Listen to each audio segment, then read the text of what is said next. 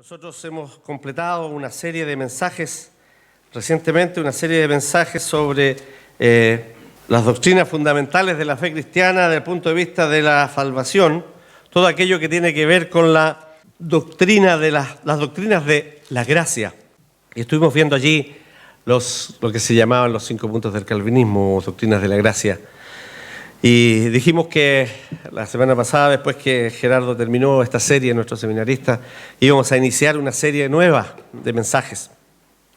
El año pasado nosotros estuvimos viendo la obediencia a Jesucristo, obedeciendo a Jesucristo, los mandatos o exigencias que el Señor, o los preceptos que el Señor dejó en a sus discípulos en su peregrinar por la tierra, en sus enseñanzas.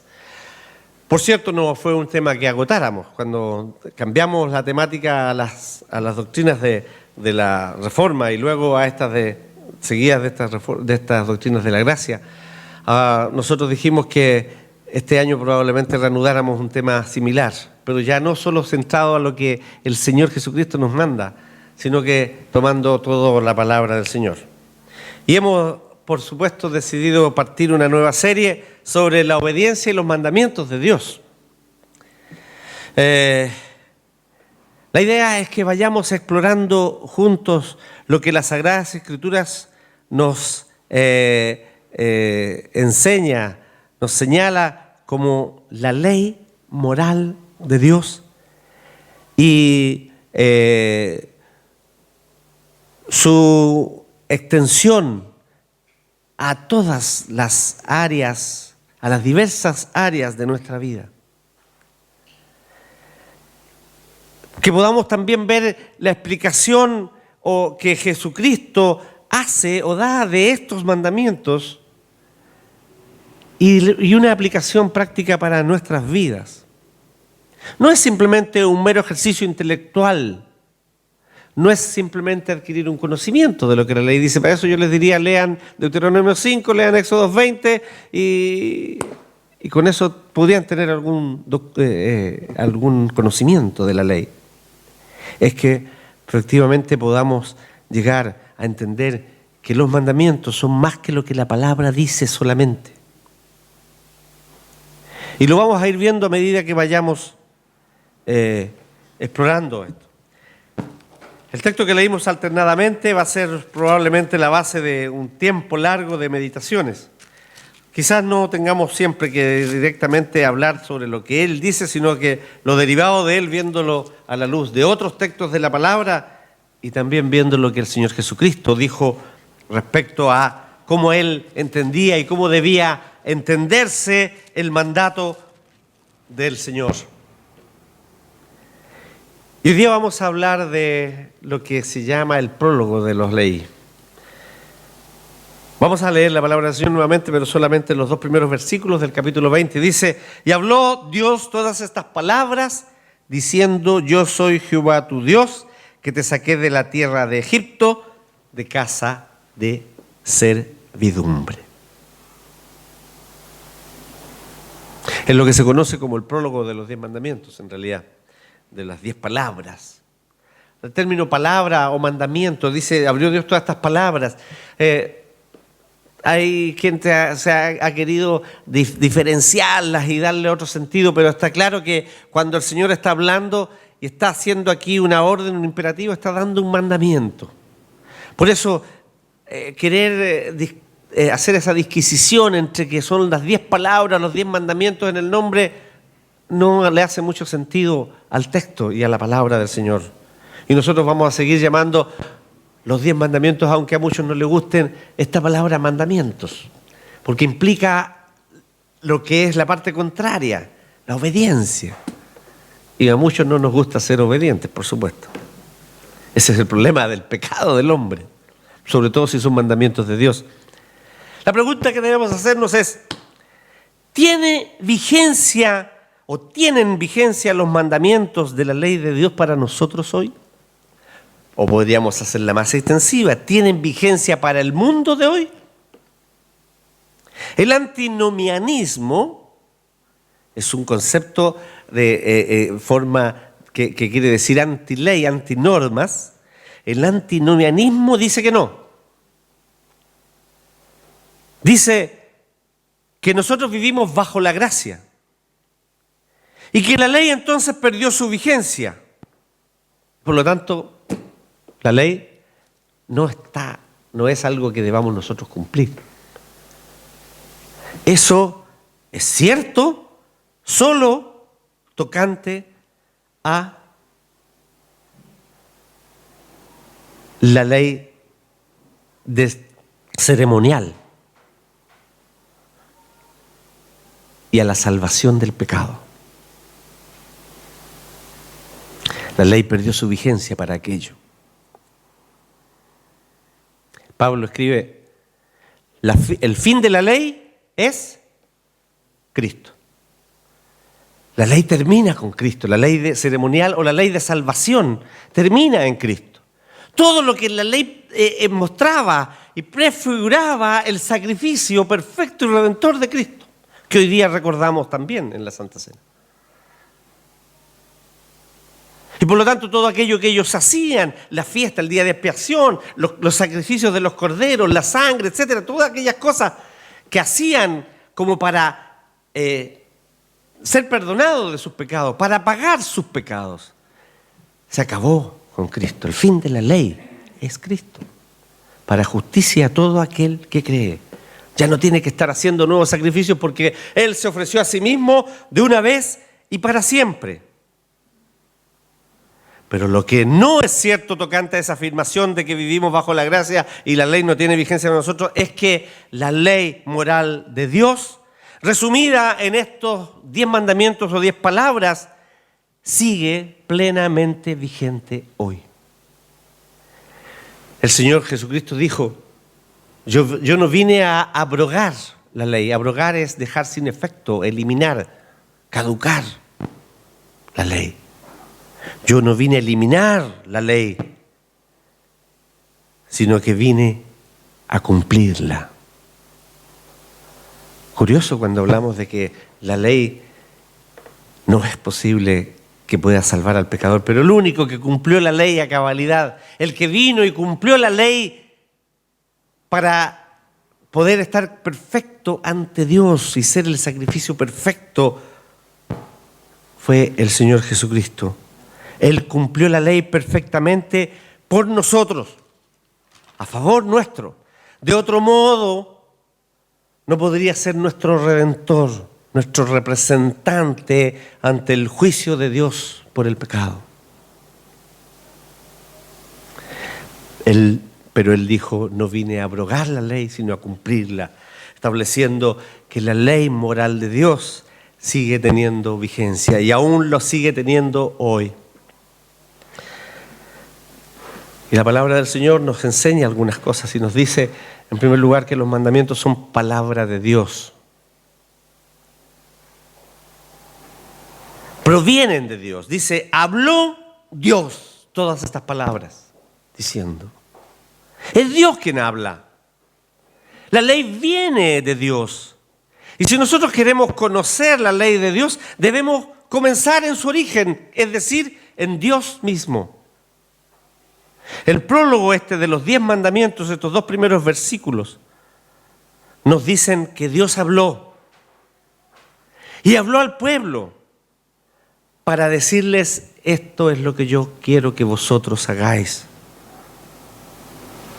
Este prólogo es como la presentación del remitente de una carta, ¿no? Que en este caso es del soberano a sus súbditos. Es como del Padre al Hijo. Él es Dios a su pueblo. Habló Dios todas estas palabras. Dios se anuncia, dice Douma en su libro sobre los 10 mandamientos, un escritor holandés, teólogo, en su comentario sobre este texto, dice que Dios se anuncia en este texto en toda su majestad. En el capítulo 19, si ustedes pueden ver, Dios se encuentra con Moisés ahí en el Sinaí y dice que la nube venía y cubría la punta del cerro. Ayer el otro día yo pasaba por la Cuesta de la Dormida y conversaba, venía con el pastor Romero de Santiago y venía por allá y le contaba que una vez tuve que cruzar ahí nevando esa cuesta, la Cuesta de la Dormida. Y y los quillotanos y la gente de Olmué y de Limache, todas cuando ven las nubes negras cubriendo el cerro La Dormida, el cerro, digamos, ¿cómo se llama el cerro de ahí de Ricardo? ¿Cómo se llama el cerro de Limache? La Campana. Ven el cerro La Campana cubierto, ellos dicen llueve. Y llueve. Bueno, el Señor le había dicho a los israelitas que su presencia iba a estar ahí en el monte cuando Moisés subiera y ellos iban a escuchar su presencia, su voz. Y les advirtió que no pasaran de cierto límite porque el que pasara aquello se iba a enfrentar con la santidad de Dios e iba a morir por ser un pecador. Y entonces dice en el capítulo 19 que ahí Moisés subió y el pueblo escuchaba el tronar de Dios cuando Dios hablaba con Moisés. Por supuesto no escuchaban una voz audible, ellos escuchaban esta manifestación y temblaban de miedo, dice. Dios se manifiesta allí en toda su majestad. Habló Dios estas palabras. Pero Dios también se anuncia como un gran libertador. Yo soy Jehová tu Dios que te saqué de allá, de esclavitud. Él es el libertador del pueblo. Él es el libertador nuestro a través de la muerte y resurrección del Señor Jesucristo. Y aquí en este texto también Dios se anuncia como un gran legislador, porque dice que Dios habla y entrega a su pueblo los mandamientos que siguen.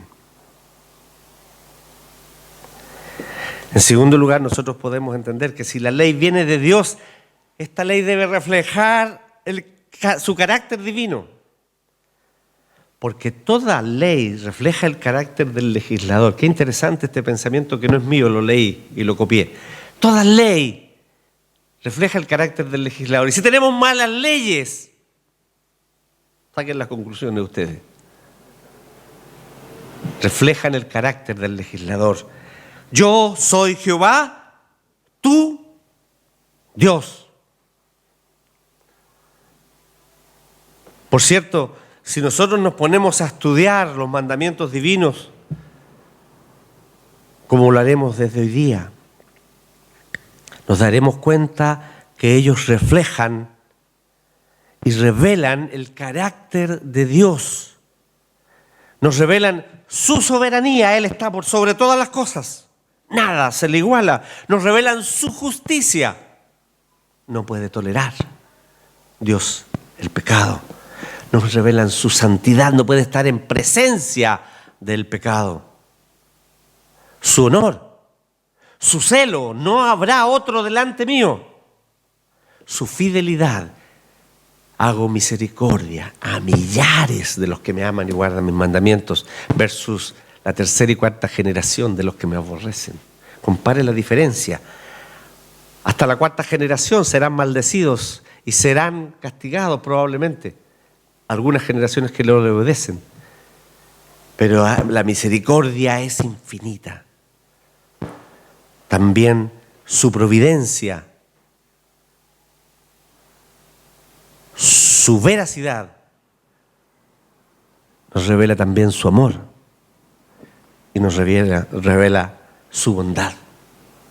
Por cierto, la ley, cuando nosotros la estudiamos, la analizamos o la vemos aplicada después por Jesucristo a sus discípulos, explicada por Él y aplicada en nuestras vidas, nos damos cuenta que es cierto aquello que Pablo dice, que la ley, el mandamiento, es justo, es santo y es bueno. Es incapaz de salvarnos, por cierto. Por la ley ninguno podrá ser salvo. Pero sin embargo la ley tiene esa virtud. ¿Por qué? Porque Dios es bueno. Y por ello la ley es buena, porque proviene de un Dios bueno. Y su bondad penetra, permea cada aspecto de su ley. Cuando a veces decimos, hágase tu voluntad, como el Señor Jesucristo nos enseñó en su palabra, nosotros debemos estar convencidos que esa voluntad es lo mejor para nosotros. Y es la voluntad de Dios que cumplamos su ley. Porque la ley es buena, porque la ley es justa, porque la ley es santa, porque proviene de un Dios bueno, de un Dios justo, de un Dios santo, de un Dios que es amor y que se manifiesta en amor para sus criaturas. Por ello, si la ley expresa el carácter de Dios, cuando rompamos la ley de Dios, cuando faltamos a la ley de Dios, estamos ofendiendo directamente a Dios. Esto lo veremos en detalle en cada mandamiento en los domingos siguientes. En tercer lugar, debemos decir que la ley es obligatoria perpetuamente. Esto es lo que algunos llaman como la permanencia de la ley. Y lo es para todas las personas, en todos los lugares y en todos los tiempos. Dios es soberano. Yo soy Jehová, tu Dios. Dios es soberano, es omnipresente, está en todas partes, es omnipotente, todo lo puede, es omnisciente, todo lo conoce, todo lo sabe. Nada hay que se oculte de su presencia. El salmista lo dice ahí tan hermosamente y poéticamente como nadie más lo podría haber expresado. David dice: si huyere a los cielos, si fuera a las tinieblas, si fuera al otro lado del mar, nada me esconde de tu presencia. Nada puede escondernos de Dios. Cuando pecó Adán, cuando cayó ante la tentación que le presentó Eva, ahí mi papá decía siempre, Adán amaba mucho a Eva, por eso que no quiso dejarla que se fuera sola y se condenó con ella. Una forma romántica de entender, pero pecó igual y lo culparon igual. Entonces dice que cuando ellos pecaron, ¿qué es lo que hicieron? Se escondieron, pretendían que Dios no los viera, pretendían que Dios no supiera lo que habían hecho. Y Adán, el relato dice que Adán escondido y Dios se presenta y le dice: Adán, ¿dónde estás tú? Y ahí viene la excusa: es que me escondí porque estaba desnudo, tuve vergüenza.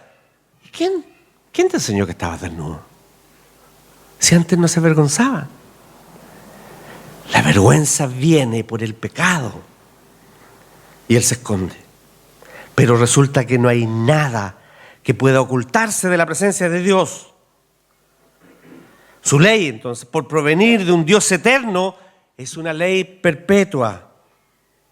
En el sentido que Él es Dios siempre, lo fue desde siempre y lo será para siempre. Y por lo tanto Él demandará esta obediencia a sus criaturas para siempre.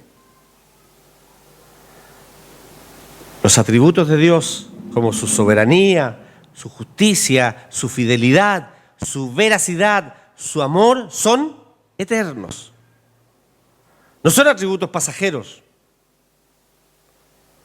Por ello que entendemos que su ley, que expresa estos atributos de Dios, estos atributos eternos, su ley tiene validez también eterna. En cuarto lugar, podemos saber también lo que la Escritura nos dice y nos enseña de cuál es el propósito de la ley. El propósito de la ley, dice el apóstol Pablo en la epístola a los Gálatas, dice: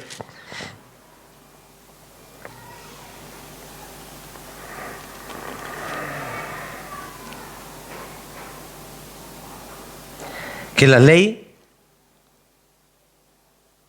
fue nuestro ayo para llevarnos a Cristo. De manera que la ley ha sido nuestro ayo para llevarnos a Cristo, a fin de que fuésemos justificados por fe, por la fe. ¿Por qué? Es muy simple. Sin ley, y esto lo explica Pablo en su epístola a los Romanos, ¿no? Lo vimos cuando predicamos sobre los romanos y tantas veces hemos comentado sobre ello. Sin ley no conoceríamos el pecado. Antes de la ley, dice Pablo, no había pecado en el mundo. O sea, a la manera que hubo después, por la transgresión. Después de la ley, hay normas que se deben cumplir. Y la ley, dice él, yo no conocía la codicia si no es por la ley. Cuando conocí la ley que dice no codiciarás, entonces la ley me mató. Por la ley nosotros entendemos que estamos bajo condenación. Pues es imposible para el hombre común cumplir toda la ley por el pecado que mora en todo hombre. Recuérdese lo que vimos cuando hablamos de las doctrinas de la gracia. La primera de estas doctrinas dice que el hombre está condenado porque él no tiene la capacidad para por sí mismo elegir la salvación, buscar la salvación, amar a Dios por sí mismo. Lo que se llama depravación total, depravación completa, depravación en los instintos, en los pensamientos, en los deseos, en los impulsos, en los actos, en todo. Y por lo tanto, por esta depravación, por esta contaminación con el pecado, por esta corrupción que el pecado provoca en la vida, el hombre es incapaz por sí mismo de alcanzar la salvación. Si un hombre o una mujer cualquiera, usted o yo, considera con sinceridad, con honestidad, su propia vida, a la luz de los mandamientos divinos, como mirándose en un espejo, no puede dejar entonces de comprender que ha quebrantado las leyes divinas. No solo una, sino muchas veces. Y no solo un mandamiento o ley, sino que casi todos o todos ellos.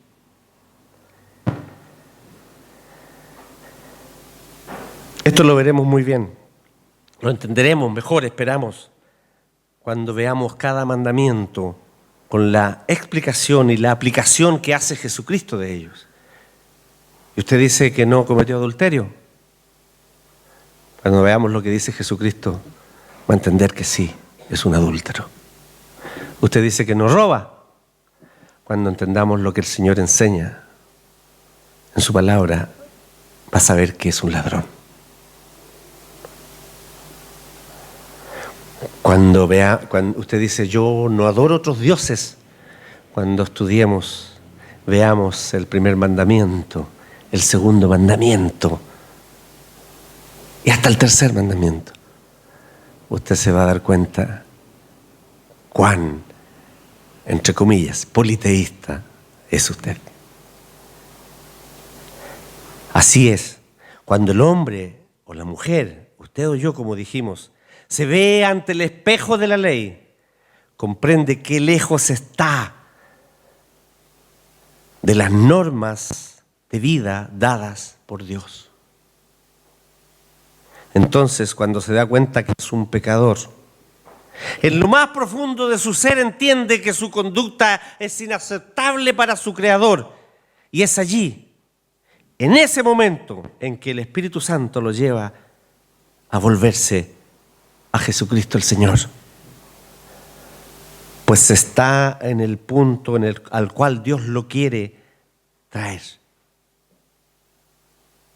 Listo para escuchar las buenas nuevas, para escuchar el Evangelio de salvación. El que cree en mí tiene vida eterna. El que cree en mí, aunque está muerto, vivirá. Vosotros, muertos en delitos y pecados, estáis vivos por la fe en Jesucristo el Señor. Así pues, el principal propósito de la ley es mostrarnos nuestra necesidad de Jesucristo, cuán pecadores e indignos somos ante la santidad de Dios y cuán necesitados estamos de alguien que nos redima de aquello. Y ese no es otro que Jesucristo. Calvino agrega en su Institución de la Religión Cristiana, cuando comenta los mandamientos, él dice que hay otros dos fines más de la ley, que son hacer un mundo mejor, evitar el pecado o poner freno a la maldad. lo que sabemos que no lo ha logrado. Si no, podríamos mirar nuestro mundo actual nomás. ¿Cuánto se respeta el no matarás? ¿Cuánto se respeta el no robar? ¿Cuánto se respeta cualquiera de los mandamientos que tenemos ahí?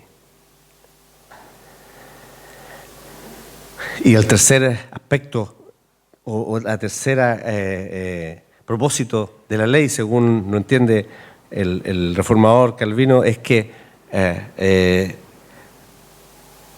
la ley tiene por propósito que nosotros hagamos obras para Dios y las obras de Dios. Pero el principal propósito que queremos dejar en vuestra mente hoy es ese. La ley nos muestra nuestra necesidad de Jesucristo. ¿Cómo se resume la ley entonces? Nosotros leímos allí los mandamientos. Y obviamente nosotros no pretendemos hoy día hacer un resumen de todos los mandamientos en cuanto a todo lo que significan, sino solamente decirles cómo son estos mandamientos. El primer mandamiento: no tendrás dioses ajenos delante de mí. Es decir, Dios no compartirá su gloria con ningún otro Dios, como lo hemos dicho antes. No se trata de tener los dioses detrás del Dios nuestro y que estén allí en escala descendente si quieren ustedes. No, ningún otro Dios en la presencia de Dios. Eso dice: no tendrás dioses ajenos delante mío. El segundo mandamiento dice: no te harás imagen ni semejanza de cualquier cosa. No te inclinarás a ellas ni las honrarás. Este es un mandamiento que la Iglesia Católica es culpable de haberlo omitido para enseñar erradamente al pueblo y tenerlo sumido en la idolatría y en los Vázquez, en la Candelaria, en el norte y en todas partes, y en todos sus templos llenos de imágenes a las que los hombres se inclinan, con una falacia semántica: decir no es latría, es dulia. Mentira. Es mentira. Y la curia es culpable de este pecado y Dios se lo va a cobrar. No te harás imagen, ni te inclinarás a ellas, ni las honrarás. Dios no quiere tampoco ser adorado en imágenes. No debemos hacernos imágenes de Dios. Ni crucifijo con Cristo. ¿Quién vio a Cristo? ¿Quién tiene la imagen de Cristo? ¿Quién tiene la foto de Cristo? ¿Quién tiene la descripción de Cristo? El Señor se ocupó de no dejar una imagen suya, porque sabe que nosotros somos de corazón idólatras.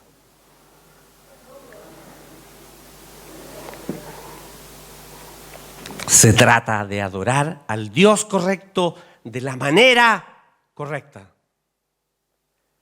El tercer mandamiento: no tomarás el nombre de Dios en vano. Nos habla de honrar el nombre de Dios. Y aquí vamos a ver varias cosas y vamos a darnos cuenta que nosotros, usted, yo, creyentes en Jesucristo, que proclamamos la palabra y la vigencia de los mandamientos, faltamos a este mandamiento casi todos los días. El cuarto dice: acuérdate del día de reposo para santificarlo. Nos habla de que Dios es soberano sobre todas las cosas, sobre todas las esferas de la vida diaria. Él tiene el control de todo, aún de nuestra economía, por si usted no lo sabe. 5 dice, el quinto dice: honra a tu padre y a tu madre. No solo nos está hablando de nuestro padre y de nuestra madre, nos habla del Padre Celestial, pero también nos está enseñando y mandando a respetar a la autoridad. El sexto mandamiento nos dice: no matarás, porque Dios es el Señor y el dador de la vida, Señor sobre la muerte y sobre la vida. Y nosotros tenemos la obligación no solo de no quitar la vida a otro, sino que defender la vida de los otros. El 7º mandamiento dice, no cometerás adulterio. Nos dice que Dios es un Dios de pureza y de fidelidad. Y por ello nosotros debemos ser también puros y fieles. Y nos daremos cuenta cuando veamos este mandamiento de cuánta manera nosotros cometemos impurezas que a Dios le desagradan. En el 8º dice, no hurtarás. Dios es el dador, el proveedor de todas las cosas. Y reconocemos que todo le pertenece a Él. Nosotros, por lo tanto, no tenemos derecho a tomar algo que Él le ha dado a otro.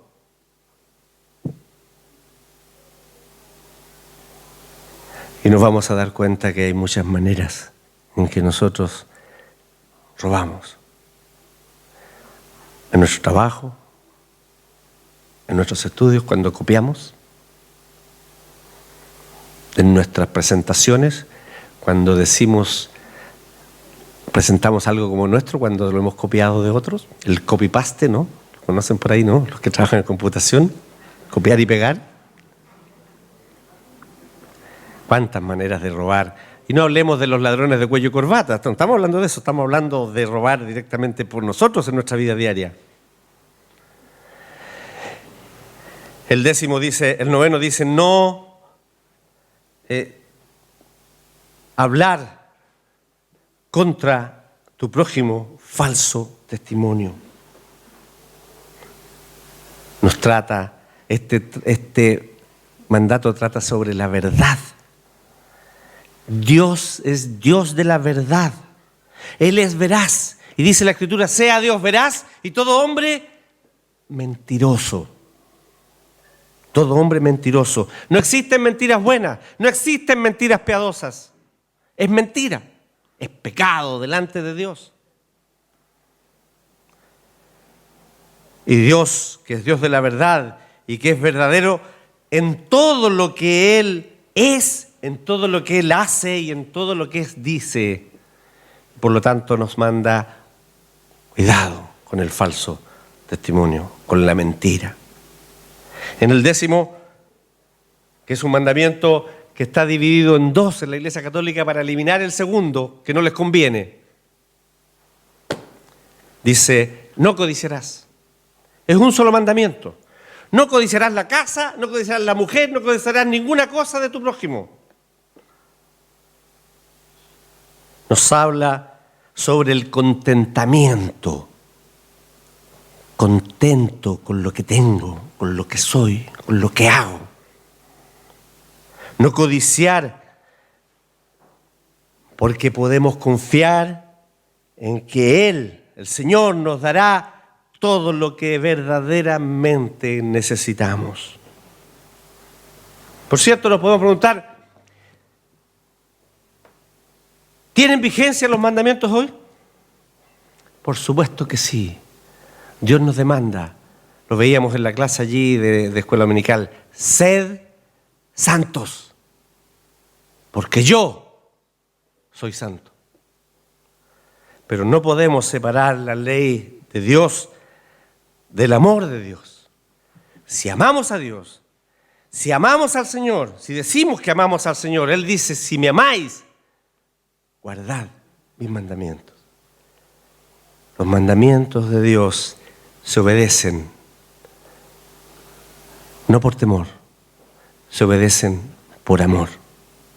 Porque en la medida en que nosotros amamos a Dios, vamos a darnos cuenta que esta ley que parece tan restrictiva, no hagas esto, no hagas esto, no hagas esto otro, o haz esto, o haz aquello, es una ley para protegernos a nosotros, de nosotros mismos.